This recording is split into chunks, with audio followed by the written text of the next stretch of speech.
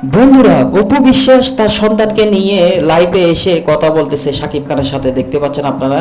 ভাই, এই ভিডিওটা অনেক কষ্ট করে আপনাদের জন্য বের করছি। দেখতেই পাচ্ছেন কি সুন্দর লাগতেছে। দেখেন, বড় সন্তান জয়কে নিয়ে তার মা গাড়িতে যাচ্ছিল কোথাও, ওইখানে লাইভে এসে কথা বলতেছে। দেখেন, শাকিব খানের সাথে একই সাথে কথা বলতেছে। দেখেন, ওরা কিন্তু সবসময় লাইভে এসে কথা বলে, যতই দূরে থাকুক না কেন।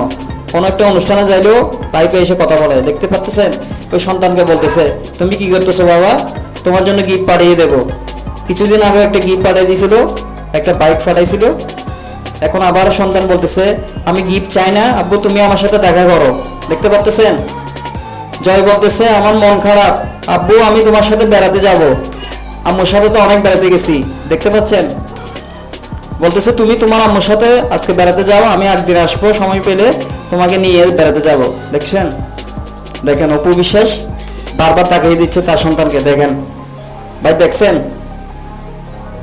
আসলে ভাই, বাবা মা এমন একটা জিনিস, যতই দূরে থাকুক না কেন, শাকিব খান যতই দূরে থাকুক না কেন, শুটিং এর জন্য উনি দূরে থাকলেও সন্তানের কাছে কিন্তু 4-5 বার ফোন করে। দেখছেন, একদম লাইভে এসে ভিডিও কল করতেছে।